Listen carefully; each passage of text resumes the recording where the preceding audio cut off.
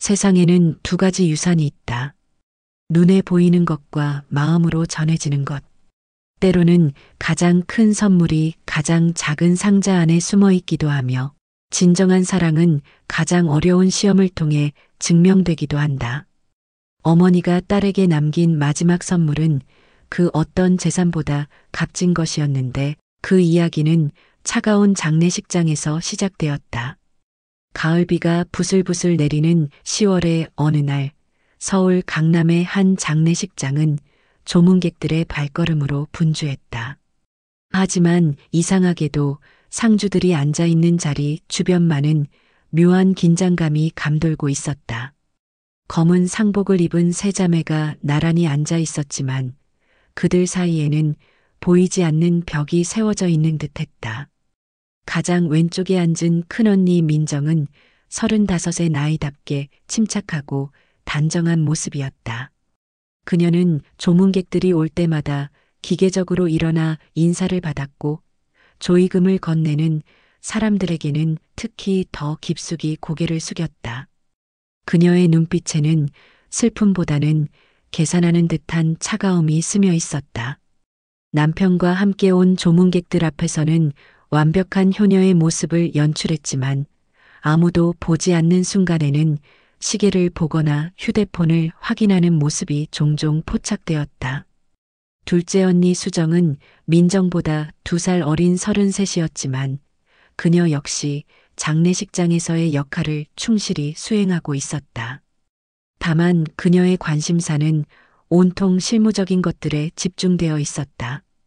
장례 비용이 얼마나 나올지, 조의금은 얼마나 모였는지, 화환은 누구에게서 왔는지를 꼼꼼히 체크하고 있었다. 그녀는 간간히 민정과 귓속말을 나누었는데 그들의 대화 내용은 고인에 대한 추억이나 슬픔과는 거리가 멀어 보였다. 반면 막내인 윤서는 24살의 나이에 마치 어린아이처럼 영정 앞에서 끊임없이 눈물을 흘리고 있었다. 그녀의 슬픔은 가식적이지 않았고 진심에서 우러나오는 것이 분명했다. 조문객들이 와서 위로의 말을 건넬 때마다 윤서는 고개를 들어 감사 인사를 했지만 곧이어 다시 어머니의 사진을 바라보며 조용히 흐느꼈다. 그녀의 손에는 어머니가 생전에 즐겨 쓰시던 손수건이 쥐어져 있었고 그것을 꼭 쥔 채 놓지 않고 있었다. 장례식장의 분위기는 점점 더 이상해져 갔다. 조문객들은 세 자매의 서로 다른 태도를 눈치채기 시작했고 특히 윤서만 유독 혼자 우는 모습을 보며 수군거리기 시작했다. 어떤 이들은 막내가 어머니를 가장 많이 모셨나 보다라고 속삭였고 또 다른 이들은 언니들이 너무 침착한 것 아닌가라는 의견을 조심스럽게 나누었다. 민정과 수정은 이런 시선들을 의식한 듯 가끔씩 눈물을 흘리는 척했지만 그것도 잠시뿐이었다. 그들에게는 이미 어머니의 죽음보다 더 중요한 일들이 머릿속을 가득 채우고 있었다. 어머니가 남기신 재산이 얼마나 될지, 집과 땅의 시세는 어느 정도일지, 그리고 그것들을 어떻게 나누어 가질지에 대한 계획들이었다.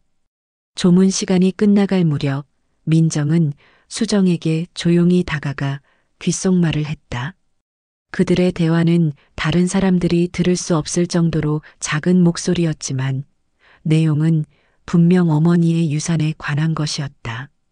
수정이 고개를 끄덕이며 동의하는 모습이 보였고 두 사람은 잠깐 윤서를 바라보았다가 다시 서로를 쳐다보며 의미심장한 눈빛을 주고받았다.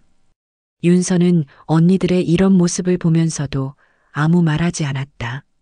그녀에게는 지금 이 순간 어머니를 떠나보내는 슬픔이 전부였다.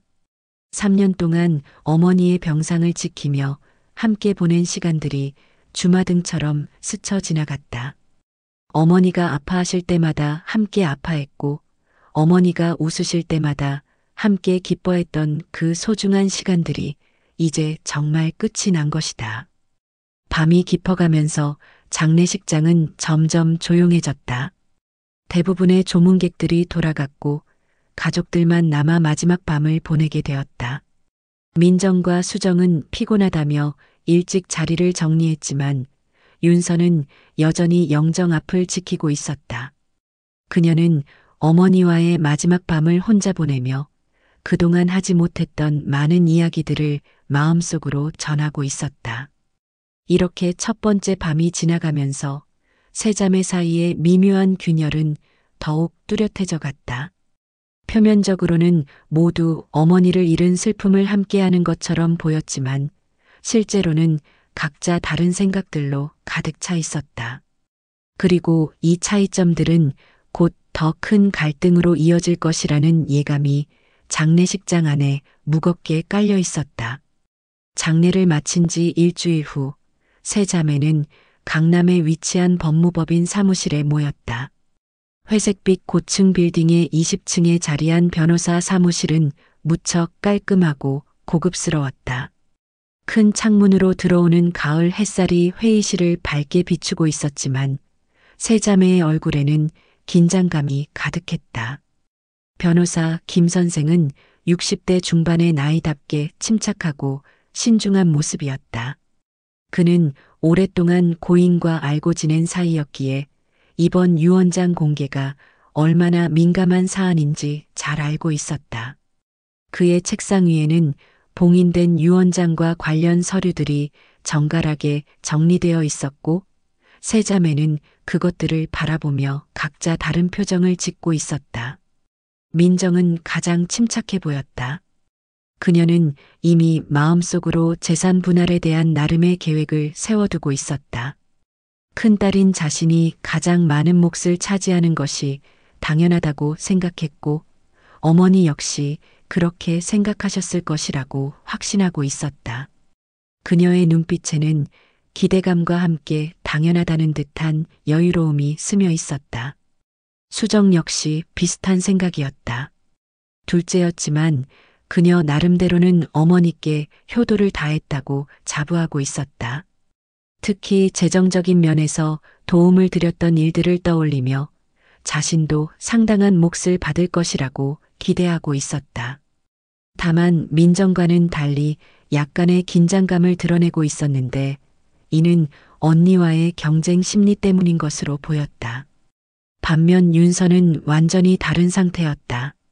그녀에게는 재산 분할보다는 어머니가 마지막에 자신에게 어떤 말씀을 남기셨을지가 더 궁금했다.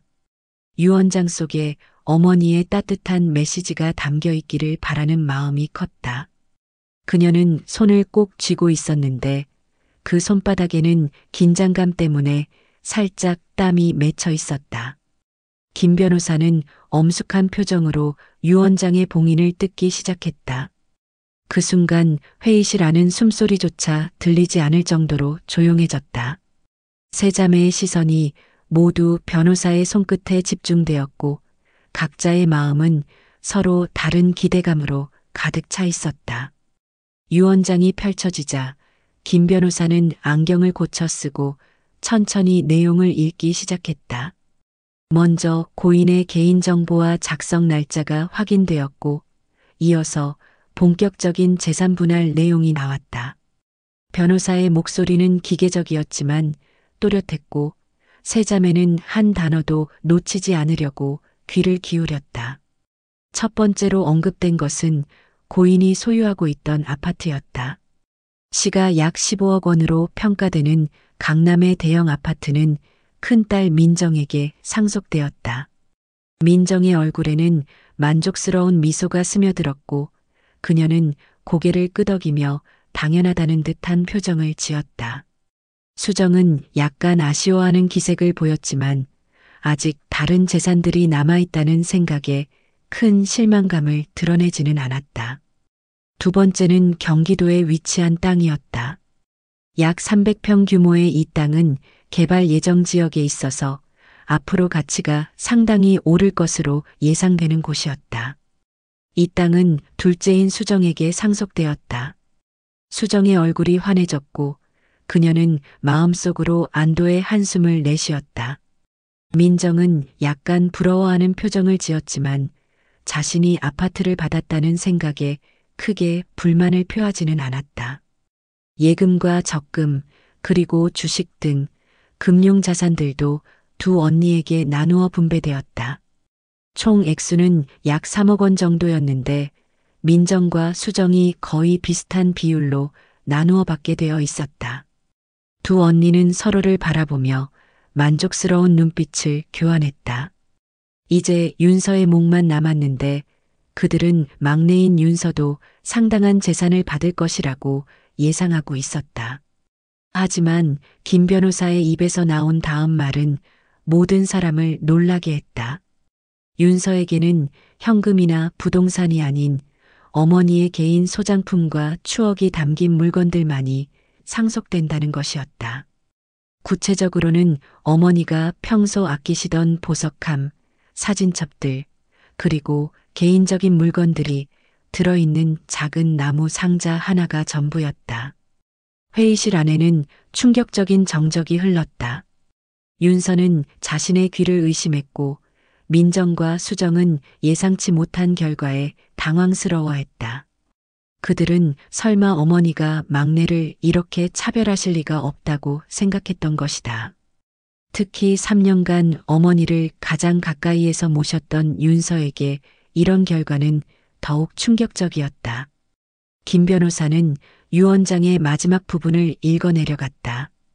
거기에는 고인의 마지막 당부가 적혀 있었는데 각자 받은 몫에 만족하며 서로 원망하지 말고 화목하게 지내기를 바란다는 내용이었다.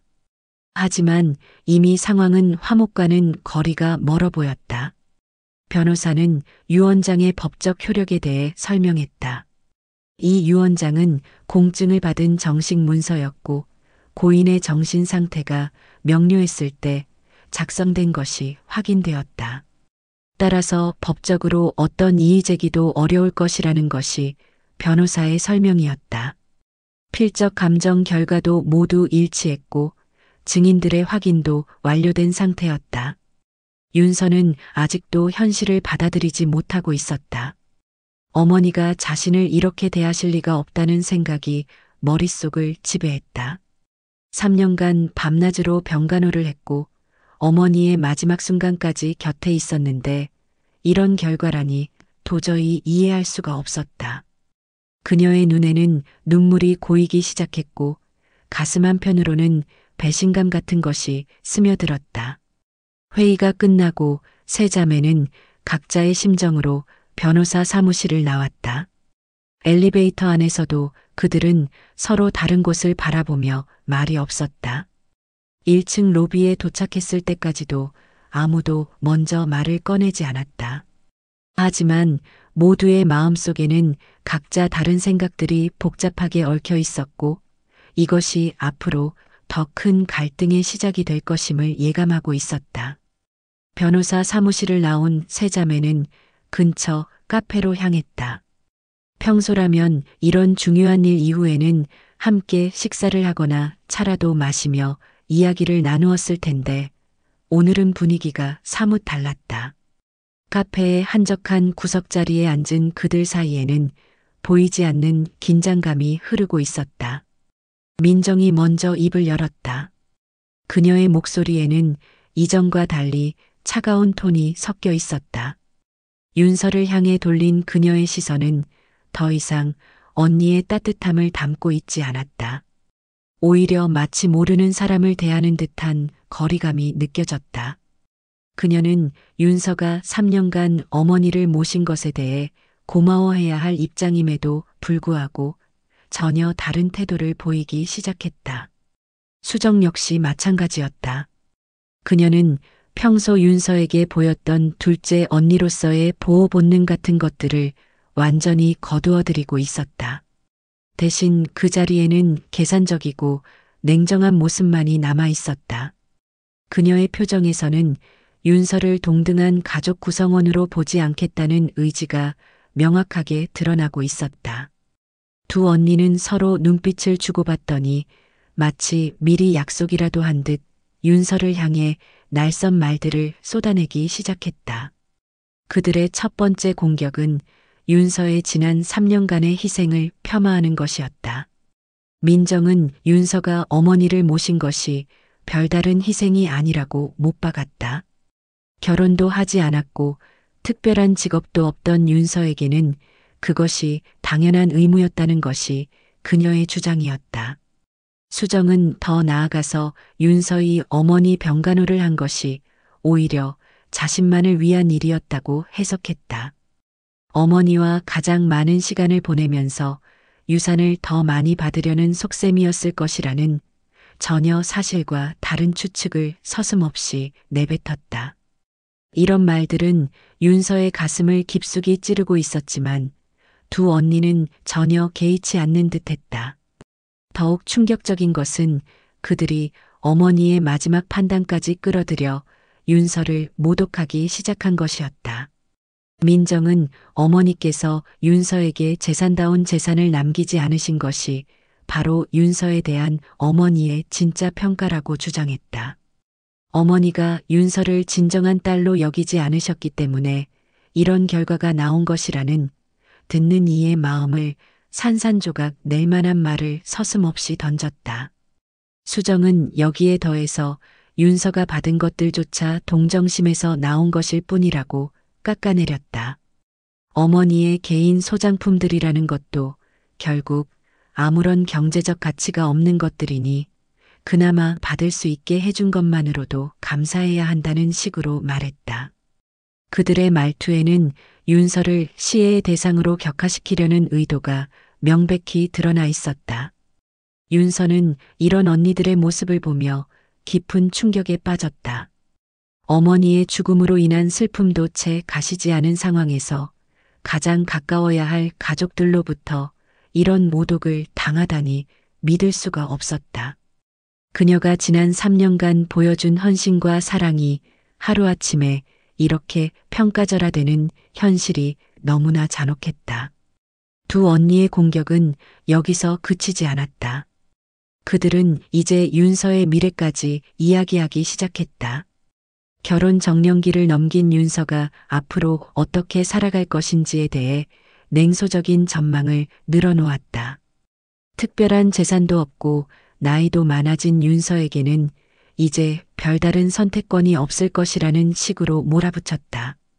민정은 더 나아가 윤서에게 현실을 받아들이라고 강요했다. 어머니도 윤서의 미래를 그렇게 보셨기 때문에 재산을 맡기지 않으신 것이고 이제 윤서는 그 현실에 순응하며 조용히 살아가는 것이 최선이라고 못 박았다. 그녀의 말에는 윤서를 완전히 포기시키려는 의도가 담겨 있었다. 수정은 마지막으로 결정적인 말을 던졌다. 앞으로는 자매 관계도 예전과는 달라질 것이라는 것이었다. 재산을 제대로 물려받지 못한 윤서와는 더 이상 동등한 관계를 유지하기 어렵다는 뜻을 우회적으로 표현했다. 이는 사실상 가족관계의 단절을 선언하는 것과 다름없었다. 윤서는 이 모든 말들을 들으며 마치 꿈을 꾸는 듯한 기분이었다. 불과 몇 시간 전까지만 해도 함께 어머니의 유언을 듣던 언니들이 이렇게 변할 수 있다는 것이 믿어지지 않았다. 어머니가 살아계실 때는 그래도 겉으로나마 자매를 보여주었던 그들이 어머니가 돌아가시자마자 이런 본색을 드러내는 현실이 너무나 참혹했다. 카페에서의 대화가 끝나고 윤서는 어머니가 남겨주신 작은 나무 상자 하나만을 들고 홀로 자신의 원룸으로 돌아갔다. 지하철을 타고 가는 동안 내내 그녀의 눈에서는 눈물이 멈추지 않았다. 주변 사람들의 시선이 신경 쓰였지만 눈물을 멈출 수가 없었다. 원룸에 도착한 윤서는 상자를 책상 위에 올려놓고 한참 동안 바라보았다. 이 작은 상자가 어머니가 자신에게 남겨주신 전부라는 사실이 아직도 현실감 있게 다가오지 않았다. 그녀는 상자를 열어보기 전에 어머니의 사진을 꺼내보며 어머니께 조용히 물어보았다. 정말로 자신을 이렇게 생각하셨던 것인지 3년간의 간병과 사랑이 이런 결과로 끝나는 것이 맞는 것인지를. 하지만 어머니는 더 이상 대답해 주실 수 없었고 윤서에게 남은 것은 언니들의 차가운 말들과 작은 상자 하나뿐이었다. 그 순간 윤서는 자신이 세상에서 가장 외로운 사람이 된 것 같은 기분이 들었고 앞으로의 삶이 어떻게 될지 막막하기만 했다. 며칠 동안 윤서는 어머니가 남겨주신 작은 나무 상자를 열어보지 못하고 있었다. 언니들의 차가운 말들이 계속해서 머릿속을 맴돌았고 혹시나 상자 안에 든 것들이 정말로 아무런 의미 없는 물건들일까봐 두려웠던 것이다. 하지만 어머니에 대한 그리움이 점점 커져가면서 결국 윤서는 용기를 내어 상자의 뚜껑을 열어보기로 결심했다. 상자 안에는 예상대로 어머니의 개인적인 물건들이 들어 있었다. 오래된 금반지 몇 개, 진주 목걸이 하나, 그리고 윤서가 어렸을 때 만들어드렸던 카네이션 브로치가 조심스럽게 보관되어 있었다. 이런 것들을 보니 어머니가 얼마나 자신을 사랑하셨는지가 새삼 느껴졌지만 동시에 언니들의 말이 맞는 것 같기도 해서 복잡한 마음이 들었다. 하지만 상자의 맨 아래쪽에서 윤서의 시선을 사로잡는 물건 하나를 발견했다. 그것은 낡고 오래된 수첩이었는데 갈색 가죽으로 된 표지가 세월의 흔적으로 바래져 있었다. 윤서는 이 수첩을 본 기억이 없었다. 어머니가 평소에 사용하시던 것도 아니었고 어떤 용도로 쓰신 것인지 전혀 감이 오지 않았다. 수첩의 첫 페이지를 펼쳐보니 어머니의 익숙한 글씨체가 나타났다. 하지만 내용이 평범한 일기는 아니었다. 별은 밤하늘에서 가장 밝게 빛난다라는 문장으로 시작되는 글이었는데 이는 어머니가 평소 윤서를 부를 때 사용하던 애칭과 관련이 있어 보였다. 어머니는 종종 윤서를 우리 집의 별이라고 부르시곤 했던 것이다. 페이지를 넘겨가며 읽어보니 수첩의 내용은 점점 더 이상해졌다. 일반적인 일기 형태가 아니라 마치 암호처럼 쓰여진 문장들과 숫자들이 뒤섞여 있었다. 3, 7, 2, 9, 1, 4라는 숫자 조합이 여러 번 반복되어 나타났고 그 사이사이에는 겉으로 보이는 건 다가 아니다라는 문장이 계속 등장했다. 윤서는 처음에는 이것이 어머니가 치매 초기 증상으로 인해 혼란스러워하며 쓰신 것이 아닐까 생각했다. 하지만 글씨체를 자세히 살펴보니 전혀 그렇지 않았다. 오히려 평소보다 더 신중하고 정성스럽게 쓰여진 것 같았고 각 글자마다 특별한 의미가 담겨 있는 듯한 느낌이 들었다. 수첩의 중간 부분에는 더욱 흥미로운 내용들이 나타나기 시작했다. 어머니가 지난 몇 년 동안 민정과 수정의 행동을 관찰하고 기록한 내용들이었다. 병문안 와서도 재산 이야기만 한다. 윤서가 밤새 간병할 때 집에서 편히 잤다. 내 앞에서는 효녀 행세, 뒤에서는 불평불만과 같은 구체적인 관찰 기록들이 적혀 있었다. 특히 인상적이었던 것은 어머니가 수술 후 의식을 잃었던 척하며 언니들의 대화를 엿들었던 일에 대한 기록이었다. 민정이와 수정이가 내 병실에서 유산 분할에 대해 이야기했다.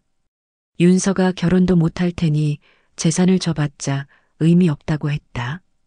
그 순간 모든 것이 명확해졌다라는 내용이 섬뜩할 정도로 상세하게 적혀 있었다. 수첩의 후반부로 갈수록 내용은 더욱 의미심장해졌다. 어머니는 윤서에 대한 자신의 진짜 생각들을 솔직하게 기록해 두었다. 윤서는 너무 착하고 순해서 언니들에게 당하기만 할 것이 걱정된다. 이 아이가 혼자서도 당당하게 살 수 있도록 해야겠다. 진짜 사랑이 무엇인지 가르쳐주고 싶다와 같은 어머니의 진심이 고스란히 담겨 있었다. 그리고 수첩의 마지막 부분에는 윤서를 더욱 놀라게 만드는 내용이 나타났다. 집 구조를 그린 듯한 스케치가 여러 페이지에 걸쳐 그려져 있었는데 이것은 단순한 그림이 아니라 마치 보물찾기 지도 같은 형태였다. 본체와 별체, 마당과 담장이 세밀하게 그려져 있었고 특정 지점들에는 작은 표시들이 되어 있었다. 가장 흥미로운 것은 별채 부분에 선명하게 그려진 X 표시였다. 그리고 그 옆에는 7보 북쪽, 3보 동쪽이라는 메모가 적혀 있었다. 이것은 분명히 어떤 장소를 가리키는 지시사항 같았는데 윤서는 이것이 무엇을 의미하는지 궁금해지기 시작했다. 수첩을 다시 처음부터 차근차근 읽어보니 처음에는 이해할 수 없었던 숫자, 조합들도 점점 의미가 있어 보이기 시작했다. 3, 7, 2, 9, 1, 4라는 숫자들을 가만히 살펴보니 이것들이 혹시 집안의 특정한 것들과 관련이 있는 것은 아닐까 하는 생각이 들었다. 거실의 창문 개수, 마당의 화분 개수, 별채의 문 개수 등을 떠올려 보니 묘하게 일치하는 부분들이 있었다. 윤서는 점점 더 확신을 갖게 되었다. 이 수첩은 단순한 일기가 아니라 어머니가 자신에게 남겨주신 특별한 메시지라는 것을, 어머니는 분명히 어떤 이유로 이런 복잡한 방식을 선택하셨을 것이고 그 안에는 윤서가 아직 발견하지 못한 중요한 진실이 숨어 있을 것이었다. 며칠 밤을 새워가며 수첩의 내용을 분석한 윤서는 마침내 어머니가 무엇을 말씀하시려 했는지 어렴풋이 이해하기 시작했다. 겉으로 보이는 건 다가 아니다라는 문장이 계속 반복되는 것도, 숫자, 암호들도, 그리고 지도 같은 스케치도 모두 하나의 큰 그림을 이루고 있었다. 어머니는 첫 번째 유언장이 진짜가 아니라는 것을 암시하고 계시는 것 같았다. 그리고 진짜 유산은 다른 곳에 숨겨져 있으며 윤서가 직접 찾아내기를 원하고 계시는 것 같았다. 이런 깨달음과 함께 윤서의 마음에는 새로운 희망이 싹트기 시작했다. 어머니가 자신을 버리신 것이 아니라 오히려 특별한 선물을 준비해 두셨을지도 모른다는 생각이 들었던 것이다. 윤서는 수첩의 내용을 완전히 이해하기 위해 며칠 더 시간을 투자했다. 어머니의 글씨 하나하나, 숫자 하나하나에 담긴 의미를 파악하려고 노력했고 점점 더 명확한 그림이 그려지기 시작했다. 특히 어머니가 투병 기간 중에 기록해둔 언니들에 대한 관찰 내용들은 윤서에게 큰 충격을 주었다. 어머니는 생각보다 훨씬 더 많은 것들을 알고 계셨다. 민정과 수정이 병실에서 나눈 사적인 대화들, 그들이 윤서를 대하는 진짜 태도, 그리고 재산에 대한 그들의 속마음까지 모든 것을 정확하게 파악하고 계셨던 것이다. 수첩에는 이런 관찰들이 날짜별로 체계적으로 기록되어 있었다. 3월 15일 민정이가 문병 와서 첫마디가 엄마, 진명의 이전 언제 해줄 거예요? 였다. 내가 아픈 것보다 재산이 더 걱정인 것 같다라는 기록을 보며 윤서는 어머니가 얼마나 상처받으셨을지 짐작할 수 있었다. 그런 순간에도 어머니는 속마음을 드러내지 않고 조용히 관찰만 하고 계셨던 것이다. 4월 2일 수정이가 통장 비밀번호를 알려달라고 했다. 병원비 때문이라고 하지만 눈빛이 이상했다. 윤서는 그런 말 한 번도 안 했는데라는 기록도 있었다. 어머니는 두 언니의 행동과 윤서의 행동을 계속 비교하며 지켜보고 계셨고 그 차이점을 명확하게 인식하고 계셨던 것이다. 더욱 놀라운 것은 어머니가 의식을 잃은 척하며 언니들의 대화를 들었던 일에 대한 상세한 기록이었다. 5월 20일 수술 후 회복실에서 민정이와 수정이의 대화를 들었다. 윤서 때문에 엄마가 더 오래 사시는 것 같아. 빨리 정리됐으면 좋겠어. 우리도 할 일이 많은데라고 했다. 그 순간 모든 결심이 섰다는 내용이 적혀 있었다. 윤서는 이 부분을 읽으며 어머니가 얼마나 큰 충격을 받으셨을지 상상할 수 있었다. 자신의 두 딸이 자신의 죽음을 기다리고 있다는 것을 직접 확인하신 어머니의 심정이 어떠셨을지 그리고 그런 상황에서도 침착하게 대응 방안을 준비하셨던 어머니의 의지력이 얼마나 강했는지를 느낄 수 있었다. 수첩의 후반부에는 어머니가 윤서에 대해 품고 계셨던 진짜 마음들이 고스란히 드러나 있었다. 윤서는 너무 착하고 순해서 걱정이다. 언니들이 앞으로도 계속 이 아이를 이용할 것 같다.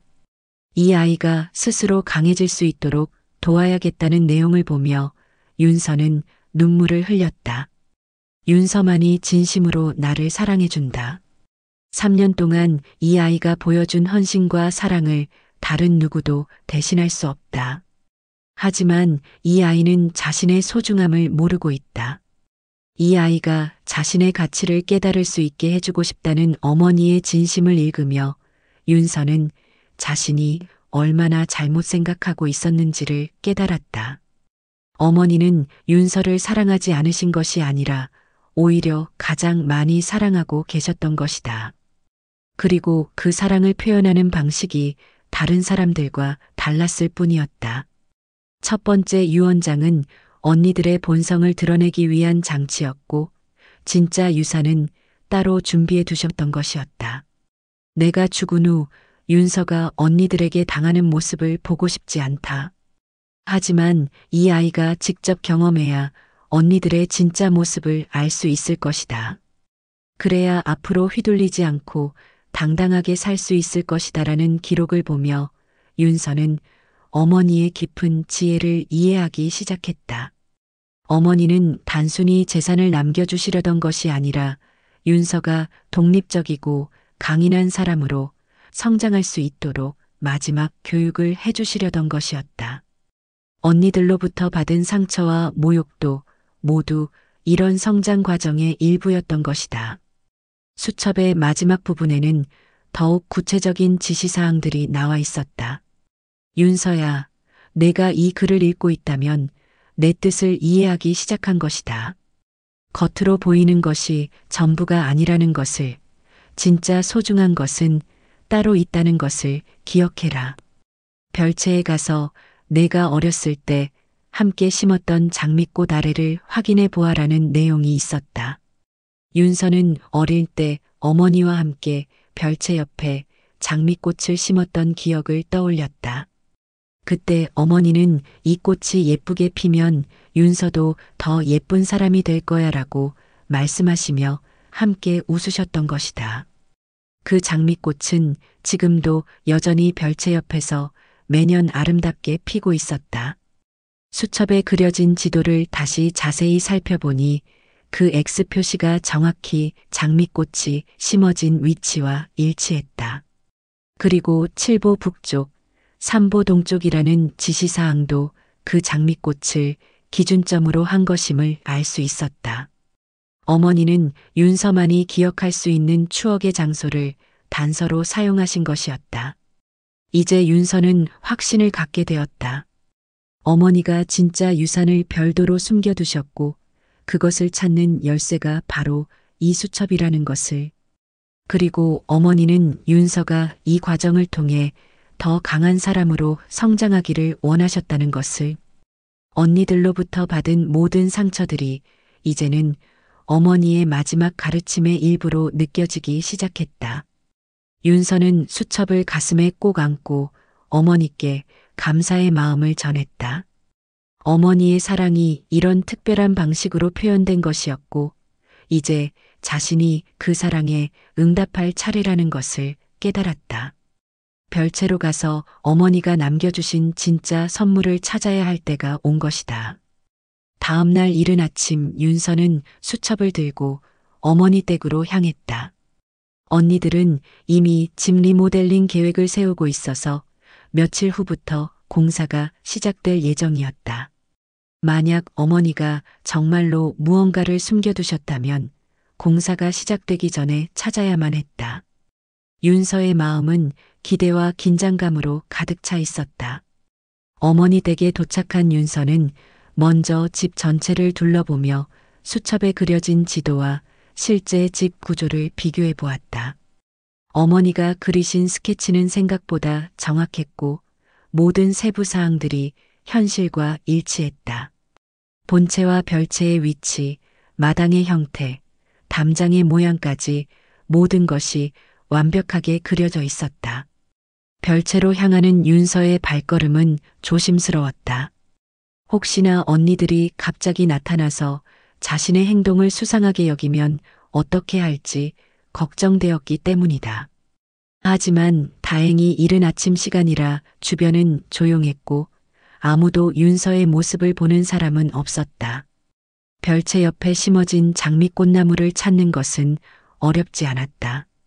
10여 년이 넘는 세월 동안 자란 나무는 이제 제법 큰 크기가 되어 있었고 가을임에도 불구하고 아직 마지막 꽃들이 피어 있었다.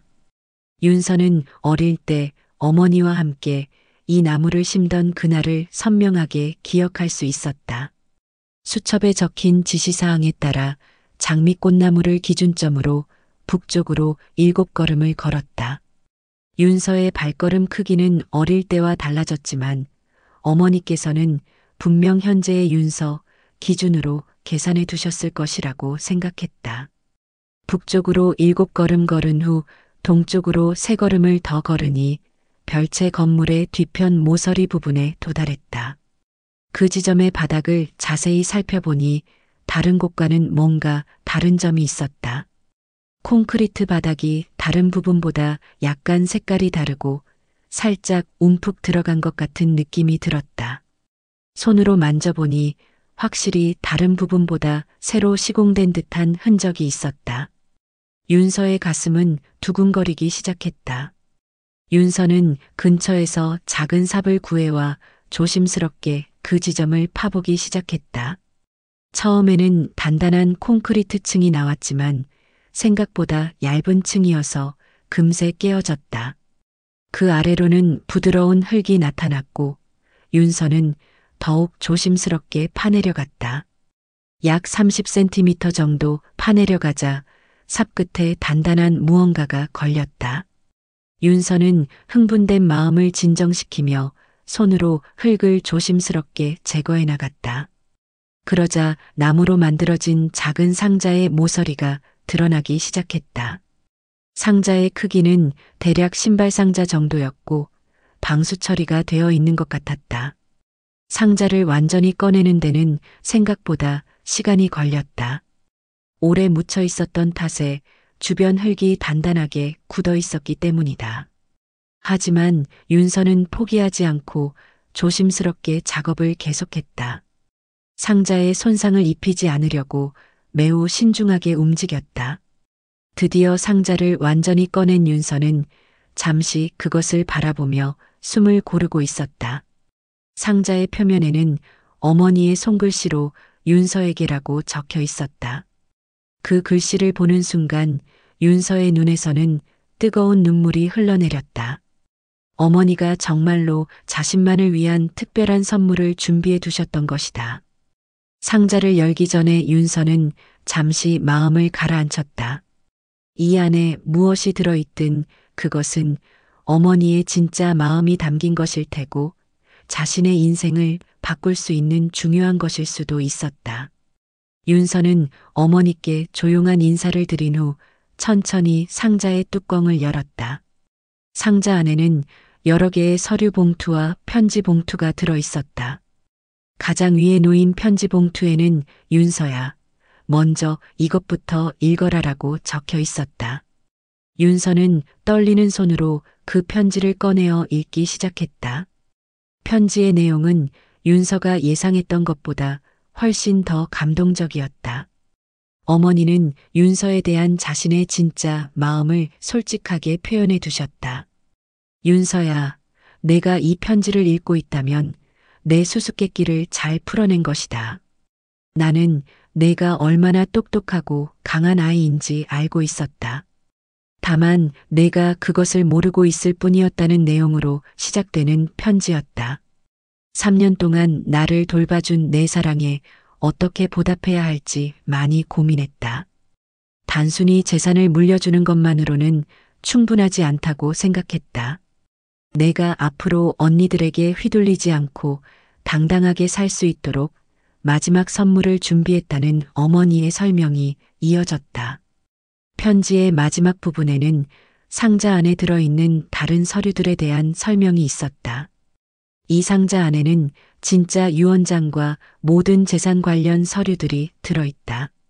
내가 진짜 상속자다, 윤서야. 언니들이 받은 것은 가짜 유언장이었다.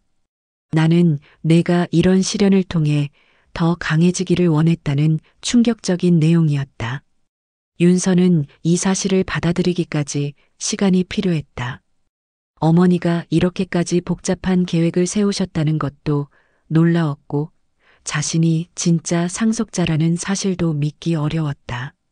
하지만 상자 안의 서류들을 하나씩 확인해 보니 모든 것이 사실이었다. 공증받은 진짜 유언장, 부동산 등기부등본, 은행 통장과 인감증명서까지 모든 것이 완벽하게 준비되어 있었다. 이 순간 윤서는 자신의 인생이 완전히 달라졌음을 깨달았다.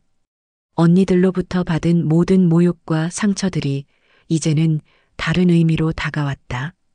어머니는 윤서가 그런 시련을 통해 성장하기를 원하셨고 마지막에는 이런 놀라운 선물로 그 모든 것을 보상해 주시려 한 것이었다.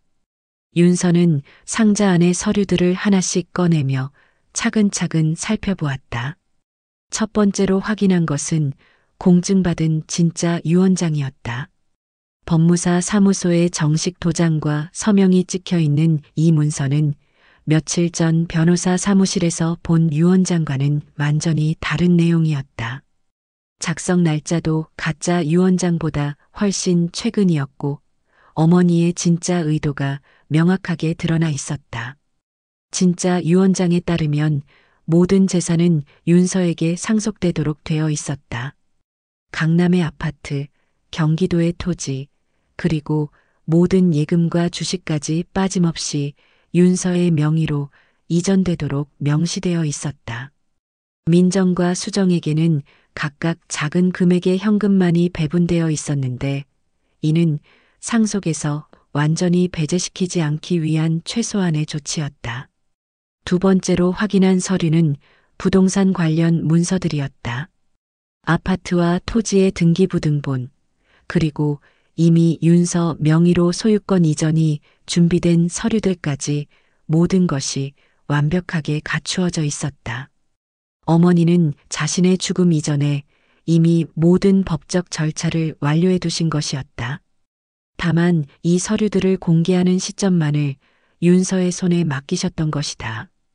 은행 관련 서류들도 놀라운 것들이 많았다. 윤서가 알고 있던 것보다 훨씬 많은 예금이 있었고 어머니가 몰래 투자해 두신 주식과 채권들도 상당한 금액이었다. 모든 계좌의 비밀번호와 관리 방법이 상세하게 적힌 메모까지 함께 들어 있어서 윤서가 바로 관리할 수 있도록 배려되어 있었다. 가장 감동적인 것은 어머니가 윤서에게 보낸 긴 편지였다. 이 편지에는 어머니의 진짜 마음과 이런 복잡한 방법을 선택한 이유가 자세히 설명되어 있었다. 편지의 첫 부분에서 어머니는 윤서에 대한 무한한 사랑과 지난 3년간의 헌신에 대한 감사함을 표현하고 계셨다. 어머니는 편지에서 지난 3년간 윤서가 보여준 헌신에 대한 깊은 감사를 드러내셨다. 밤낮으로 간병하며 보여준 순수하고 따뜻한 마음이 어떤 재산보다 소중했다고 하시면서 동시에 윤서의 너무 착한 성격이 다른 사람들에게 이용당할까봐 걱정스러웠다고 토로하셨다. 편지의 중반부에는 민정과 수정에 대한 어머니의 솔직한 생각이 담겨 있었다. 두 딸을 미워하지는 않지만 물질에 대한 욕심이 너무 컸고 진정한 사랑이 무엇인지 잊고 살아왔다는 평가였다. 특히 윤서에 대한 그들의 태도를 보면서 많은 실망을 느꼈고 그래서 그들에게도 교훈을 주고 싶었다는 계획이 설명되어 있었다. 어머니는 가짜 유언장을 통해 언니들의 본성을 드러내려 했던 계획에 대해서도 자세히 설명하셨다. 첫 번째 유언장을 공개하면 그들이 윤서를 무시하고 모욕할 것이며 탐욕스러운 모습을 숨기지 않을 것이라고 예상하셨다는 것이었다. 그런 경험을 통해 윤서가 앞으로 그들에게 휘둘리지 않을 수 있을 것이라고 기대하셨던 것이다. 편지의 후반부는 윤서의 미래에 대한 어머니의 당부로 가득했다. 경제적 독립보다 더 중요한 것은 정신적 독립이라고 강조하시며 누구에게도 의존하지 않고 당당하게 자신의 길을 걸어가기를 바라신다는 내용이었다. 그것이야말로 어머니가 윤서에게 바라는 진짜 유산이라고 말씀하셨다. 마지막 부분에는 언니들과의 관계에 대한 조언도 있었다. 복수하려 하지 말고 그들도 결국은 언니들이니까 대등한 관계에서 지내되 원한을 품지는 말라는 따뜻한 당부였다. 이제는 더 이상 그들을 미워하지는 말라는 어머니다운 조언이었다. 윤서는 편지를 읽으며 계속해서 눈물을 흘렸다. 어머니가 자신을 얼마나 깊이 사랑하셨는지, 그리고 자신의 미래를 얼마나 세심하게 계획해 주셨는지를 깨달았다. 언니들로부터 받은 모든 상처와 모욕이 이제는 어머니의 마지막 가르침의 일부였음을 이해하게 되었다. 상자 안에는 또 다른 놀라운 것이 들어 있었다. 어머니가 직접 촬영한 영상이 담긴 USB였다. 영상 속의 어머니는 병이 많이 진행된 상태였지만 또렷한 정신으로 윤서에게 마지막 메시지를 전하고 있었다. 어머니는 윤서가 이런 시련을 통해 더 강한 사람이 될 것을 믿는다는 확신에 찬 모습을 보여주셨다. 영상에서 어머니는 진짜 유언장의 법적 효력에 대해서도 설명해 주셨다. 이 유언장은 정식으로 공증받은 것이며 가짜 유언장보다 늦은 날짜에 작성되었기 때문에 법적으로 안전한 효력을 가진다는 것이었다. 또한 이를 증명할 수 있는 모든 서류와 증인들도 준비해 두셨다는 설명이 이어졌다. 윤서는 이 모든 것을 받아들이기까지 한참의 시간이 필요했다. 자신이 하루아침에 상당한 재산의 소유자가 되었다는 사실도 놀라웠지만 그보다 더 중요한 것은 어머니의 사랑을 확인했다는 것이었다. 어머니는 윤서를 버린 것이 아니라 가장 특별한 방식으로 사랑을 표현해 주신 것이었다. 상자에는 마지막으로 어머니가 직접 쓰신 상세한 설명서가 들어 있었다. 각종 서류들을 어떻게 활용해야 하는지, 법적 절차는 어떻게 진행해야 하는지, 그리고 언니들과 어떻게 대면해야 하는지에 대한 실용적인 조언들이 담겨 있었다. 어머니는 윤서가 혼자서도 모든 일을 처리할 수 있도록 마지막까지 배려해 주신 것이었다. 윤서는 상자를 다시 정리하며 이제 해야 할 일들을 차근차근 생각해 보았다. 이 진짜 유언장을 공개해야 했고 언니들과 대면해야 했다. 쉬운 일은 아니겠지만 어머니가 자신을 믿고 맡겨주신 일이었다. 윤서는 마침내 어머니의 진짜 딸로서 당당하게 설 준비가 되었다고 느꼈다. 며칠 후 윤서가 진짜 유언장의 존재를 확인하기 위해 변호사에게 연락을 취했을 때 민정과 수정은 이상한 낌새를 눈치채기 시작했다. 윤서가 갑자기 법적 상담을 요청한다는 소식이 변호사를 통해 흘러나왔고 두 언니는 뭔가 심상치 않은 일이 벌어지고 있다는 것을 직감했다. 민정은 즉시 수정에게 연락을 취했다. 그들은 윤서의 최근 행동이 수상하다고 판단했다. 며칠 전부터 윤서가 어머니 집 주변을 서성이는 모습이 목격되었고 특히 별채 뒤편에서 뭔가를 하고 있었다는 이웃의 증언도 있었다. 두 언니는 윤서가 몰래 어떤 일을 꾸미고 있다고 확신하기 시작했다. 수정이 먼저 어머니 집으로 달려가서 별채 뒤편을 확인해 보았다. 그곳에서 최근에 땅을 팬 흔적을 발견한 순간 그녀의 얼굴은 창백해졌다. 분명히 윤서가 뭔가 중요한 것을 찾아낸 것이 틀림없었다. 수정은 급히 민정에게 연락을 취해 상황을 보고했고 두 언니는 즉시 대책회의에 들어갔다. 그들의 첫 번째 반응은 부정이었다. 설마 어머니가 그들을 속이셨을 리가 없다고 생각했다. 하지만 윤서의 행동과 변호사와의 접촉, 그리고 땅을 판 흔적까지 모든 것이 심상치 않은 상황을 가리키고 있었다. 민정과 수정은 점점 더 불안해지기 시작했다. 민정은 윤서에게 직접 전화를 걸어 추궁하기 시작했다. 하지만 윤서는 이미 어머니의 편지를 통해 이런 상황에 대비하고 있었다. 윤서는 침착하게 내일 변호사 사무실에서 만나자는 말만 남기고 전화를 끊었다. 예전에 순한 막내 윤서라면 언니들의 추궁에 당황했겠지만 이제는 달랐다. 다음 날 변호사 사무실에서 세 자매가 다시 만났을 때의 분위기는 며칠 전과 완전히 달랐다. 윤서는 진짜 유언장과 관련 서류들을 모두 준비해 왔고 민정과 수정은 불안한 표정으로 윤서를 바라보고 있었다. 변호사 김 선생도 이런 상황은 처음 경험하는 일이라 긴장한 기색이 역력했다. 윤서가 진짜 유언장을 꺼내는 순간 민정과 수정의 얼굴에는 충격과 분노가 동시에 드러났다. 하지만 그들은 아직도 이것이 가짜일 가능성을 포기하지 않았다. 민정이 가장 먼저 반박에 나섰다. 어머니가 정신이 이상했을 때 쓴 것이 아니냐며 자신들이 받은 것이 진짜 유언장이라고 주장했다. 수정도 거세게 항의했다. 어머니가 그들을 이렇게 속이실 리가 없다며 분명히 윤서가 조작한 것이라고 의심했다.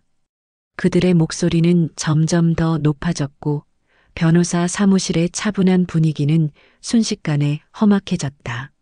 하지만 변호사가 서류들을 면밀히 검토한 결과는 충격적이었다. 윤서가 가져온 유언장이 진짜였고 처음에 공개된 유언장은 어머니가 의도적으로 만든 가짜였다는 것이 밝혀진 것이다. 작성 날짜, 공증 기록, 필적 감정 결과 모든 것이 윤서의 주장을 뒷받침했다. 이 사실을 받아들일 수 없었던 민정과 수정은 더욱 격렬하게 반발했다. 민정은 어머니가 그들을 이렇게 배신하실 리가 없다며 눈물까지 흘렸지만 그 눈물 속에는 슬픔보다는 분노가 더 많이 담겨 있었다. 수정은 한 걸음 더 나아가 윤서를 직접 비난하기 시작했다. 수정은 윤서가 어머니를 속여 이상한 서류에 사인을 받아낸 것이 아니냐며 의심했다.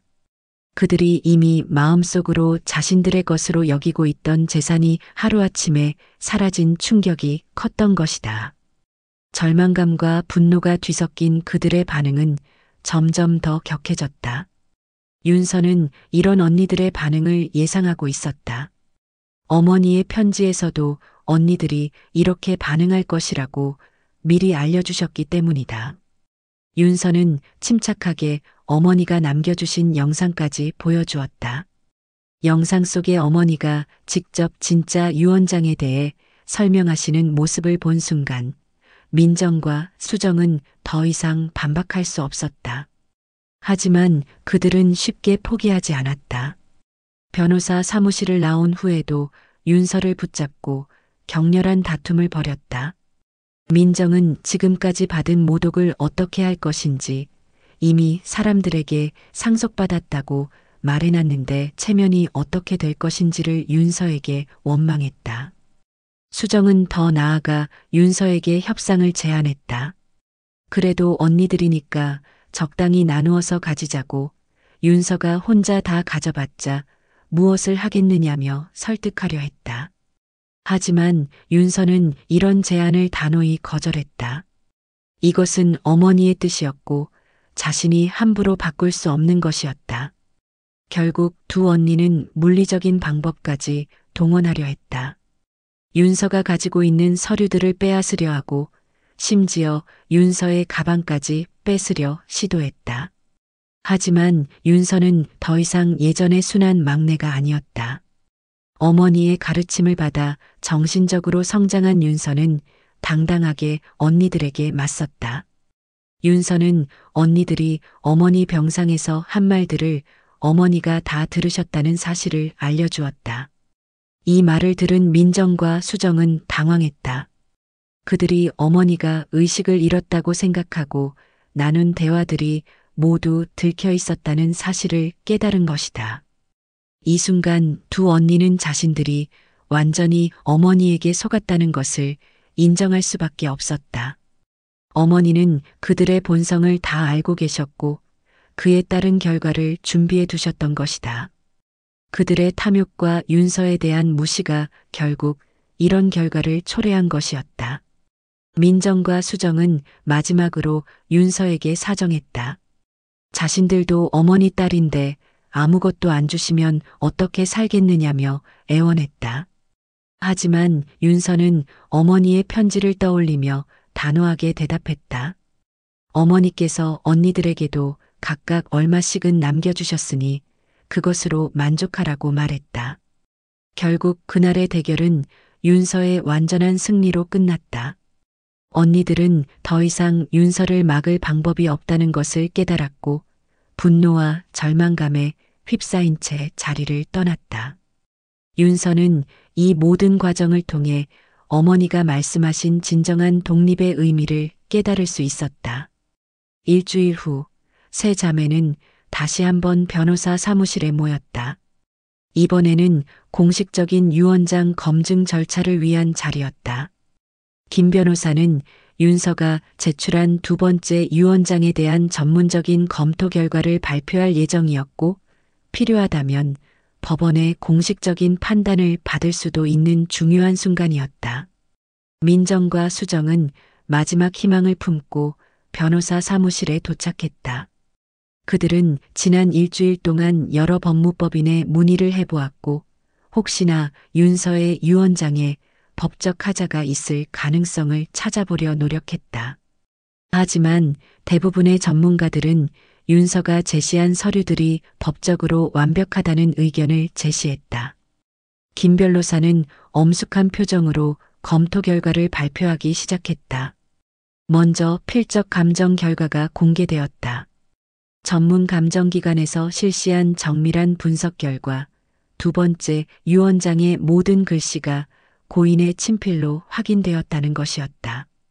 또한 첫 번째 유언장 역시 고인의 친필이었지만 작성 날짜상으로는 두 번째 유언장이 더 최신이라는 사실도 밝혀졌다. 공증 기록에 대한 조사 결과도 놀라운 사실을 드러냈다. 고인은 첫 번째 유언장을 공증받은 지 불과 한 달 후에 두 번째 유언장을 작성하여 다른 공증사무소에서 공증을 받았다는 것이다. 이는 고인이 처음부터 계획적으로 두 개의 유언장을 준비했다는 것을 의미했다. 더욱 결정적인 증거는 고인이 두 번째 유언장 작성 당시 촬영한 영상이었다. 이 영상에는 고인이 직접 자신의 진짜 의도를 설명하는 내용이 담겨 있었고 정신 상태가 완전히 명료했음을 보여주고 있었다. 영상 속에서 고인은 첫 번째 유언장이 딸들의 본성을 확인하기 위한 의도적인 장치였다고 명확히 밝혔다. 김 변호사는 또한 증인들의 증언도 확보했다고 발표했다. 두 번째 유언장 작성에 참여했던 공증사무소 직원들과 간호사 그리고 병원 관계자들이 모두 고인의 정신 상태가 명료했다고 증언했다는 것이었다. 이들은 고인이 매우 신중하고 계획적으로 유언장을 작성했다고 입을 모아 증언했다. 법적 효력에 대한 판단도 명확했다. 민법상 유언의 요건을 모두 충족한 두 번째 유언장이 첫 번째 유언장을 완전히 무효화한다는 것이 변호사의 결론이었다. 작성 날짜가 늦은 유언장이 이전 유언장을 대체하는 것은 법적으로 당연한 절차였고 고인의 최종 의사는 두 번째 유언장에 담긴 내용이라는 것이 확정되었다. 민정과 수정은 이런 발표를 들으며 점점 더 절망적인 표정을 지었다. 그들이 마지막으로 의지했던 법적 이의 제기의 가능성마저 완전히 차단된 것이었다. 변호사는 이들이 법원에 이의를 제기할 권리는 있지만 승소 가능성은 거의 없다고 솔직하게 평가했다. 재산 규모에 대한 정확한 내용도 이날 공개되었다. 고인이 남긴 전체 재산은 총 약 25억 원에 달했는데 이 중 대부분이 윤서에게 상속되고 민정과 수정에게는 각각 5천만 원씩만 배분되어 있었다. 이는 상속 배제를 피하기 위한 최소한의 배분으로 법적으로는 문제가 없는 수준이었다. 특히 고인이 비밀리에 보유하고 있던 주식과 채권 투자분이 상당한 금액에 달한다는 사실도 밝혀졌다. 고인은 수년간 체계적으로 자산을 늘려왔고 이 모든 것을 윤서에게 물려주기 위한 준비를 해왔던 것이다. 이는 고인의 계획이 얼마나 치밀했는지를 보여주는 증거였다. 변호사는 또한 고인이 남긴 추가적인 지시사항들도 공개했다.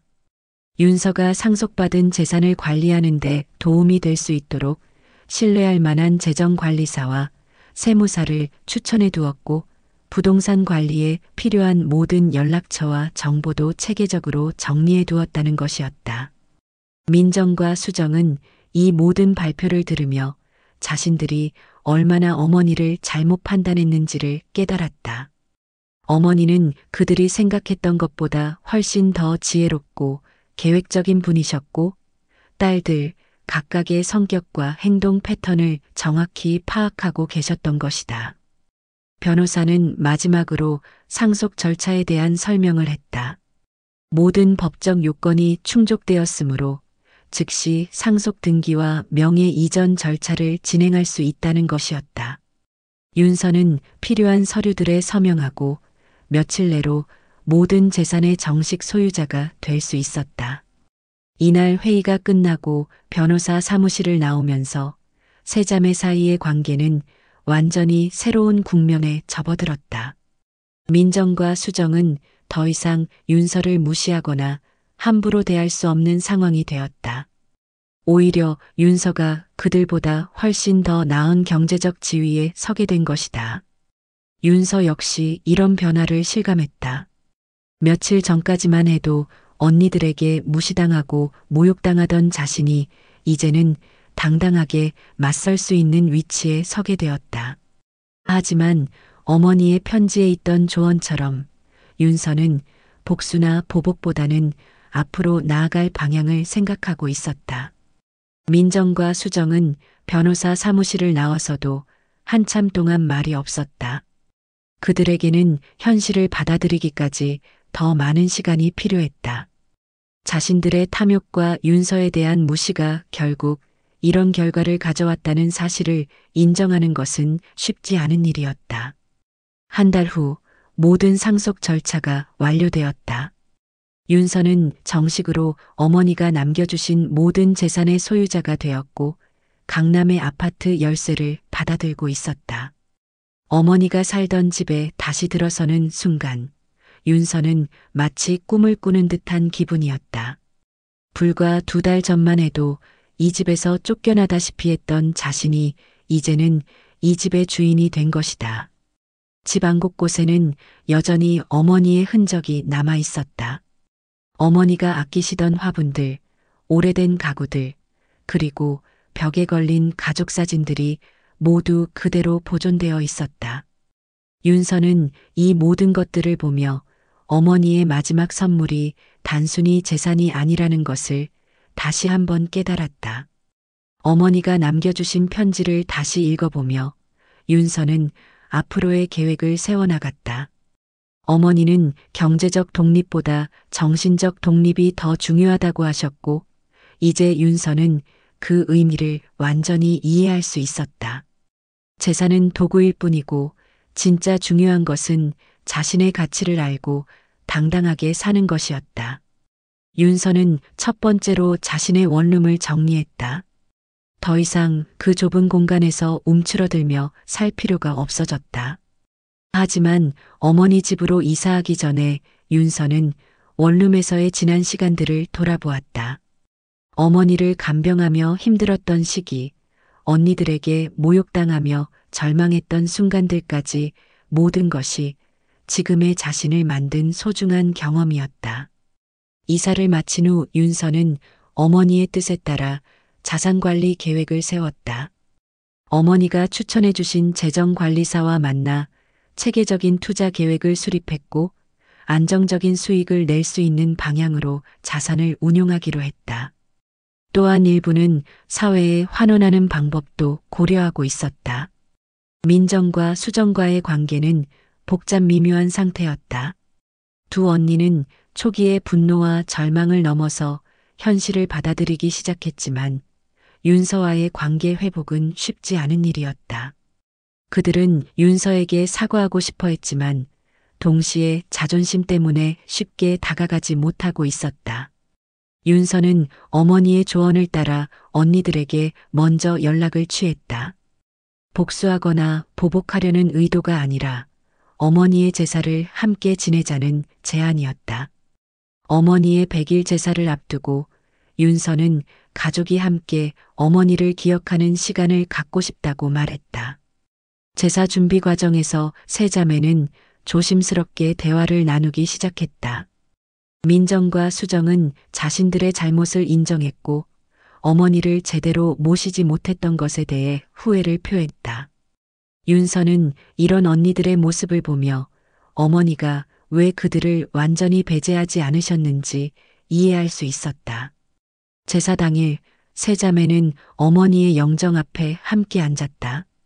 어머니의 미소를 바라보며 각자의 마음으로 감사와 사과를 전했다.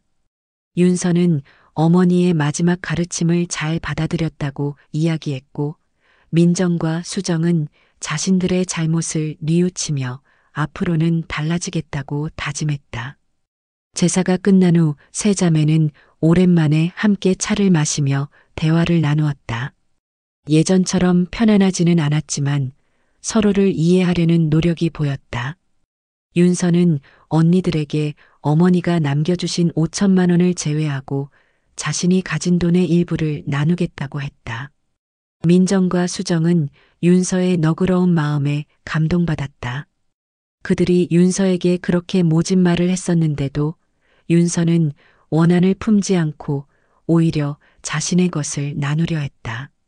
이런 윤서의 모습을 보며 그들은 어머니가 왜 윤서를 가장 사랑하셨는지 깨달을 수 있었다. 시간이 지나면서 윤서는 새로운 삶의 방향을 찾아가기 시작했다. 어머니를 간병하느라 중단했던 직장 생활을 다시 시작할지 아니면 새로운 분야에 도전해 볼지를 고민했다. 하지만 무엇을 선택하든 이제는 경제적 부담 없이 자신이 진정 원하는 일을 할 수 있게 되었다. 윤서는 또한 어머니가 아끼시던 별채를 작은 도서관으로 만들어 지역 주민들에게 개방하기로 결정했다. 어머니가 책을 좋아하셨고 특히 윤서에게 많은 책을 읽어주셨던 추억을 기리는 의미였다. 이런 방식으로 어머니의 사랑을 다른 사람들과 나누고 싶었다. 어머니의 수첩은 윤서의 가장 소중한 보물이 되었다. 윤서는 이 수첩을 통해 어머니의 지혜와 사랑을 계속 배워나갔다. 어려운 결정을 내려야 할 때마다 이 수첩을 펼쳐보며 어머니라면 어떻게 하셨을지 생각해 보았다.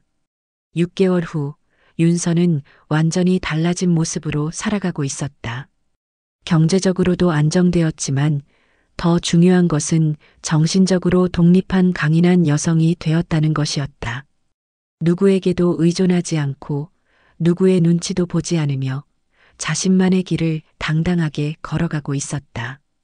어느 날 저녁 윤서는 어머니의 사진 앞에서 조용히 감사 인사를 드렸다. 어머니가 남겨주신 가장 큰 선물은 재산이 아니라 자신의 가치를 알고 당당하게 살 수 있는 용기였다는 것을 깨달았다. 그리고 이제 윤서는 그 용기를 가지고 새로운 인생을 시작할 준비가 완전히 되어 있었다. 별이 총총한 밤하늘을 바라보며 윤서는 어머니의 말씀을 떠올렸다.